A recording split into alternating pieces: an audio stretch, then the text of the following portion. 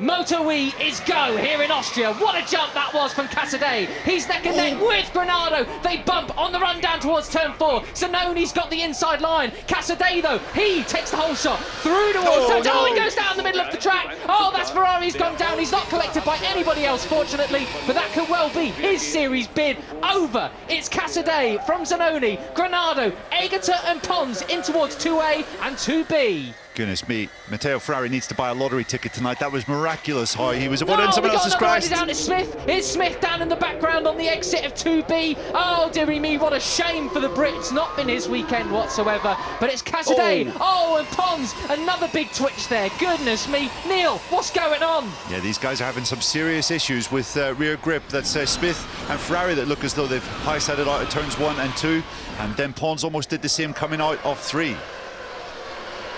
Yeah, and this is excellent stuff from Zanoni. He had to come through Q1 yesterday and then ended up putting it the front of the second row in 4th, but I feel that he's going to get passed here by Eric Grando, trying out turn 2A, forward overtaker maneuver, and he does it. They run deep. They've sacrificed their exit well and truly on the run up towards turn 3, but I think if Grando managed to properly snooker Zanoni there, and then he's into second position and now trying to hunt down Matteo Casadei.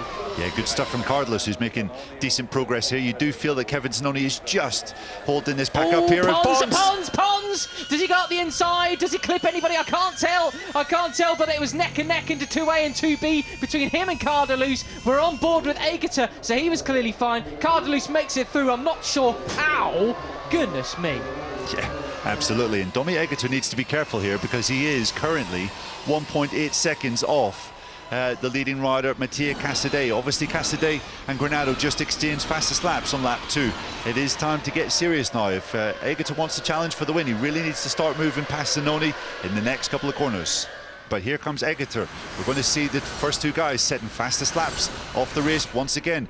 Grando 2/10 quicker than Casadei this time around. And Aegerter, well, there he goes.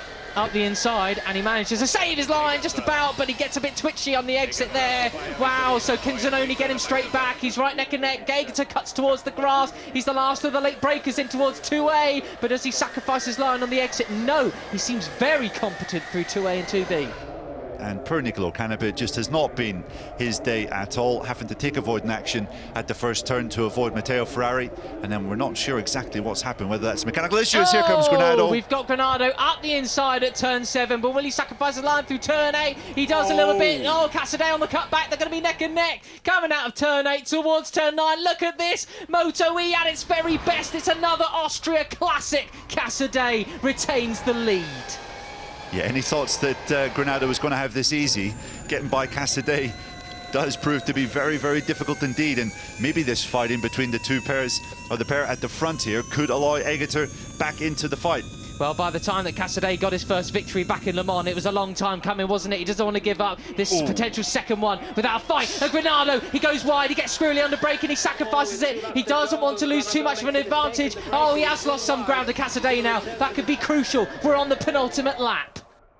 Here we go then, Casadei on the run to turn 4. Yeah, Casadei's managing to hold his head high and keep his head together, because he actually extended out his lead by 2/10 in that first sector, so he is not feeling the pressure at all so far. No, he's just getting into the zone like he did in FP1 and FP2, 3/10 ahead of the rest of the field, so he was in the practice sessions we had yesterday. Just supreme was Casadei, adapted so well. We're approaching the final sector now, Neil. Could well be all over for Grando. Yeah, it could be. It's up to 0.8 of a second. You wonder whether Eric has actually just settled for second place. It's not a total disaster coming home ahead of Aegerter, of course. That will be 4 extra points for him in the championship final. Will be reduced to 27.5.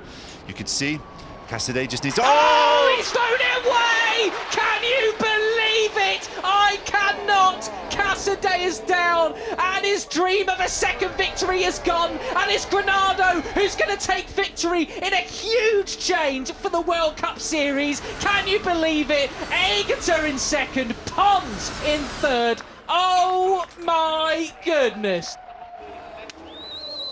And is this the start of an epic comeback, chasing down Aegerter with 75 points to go? It's all to play for in MotoE.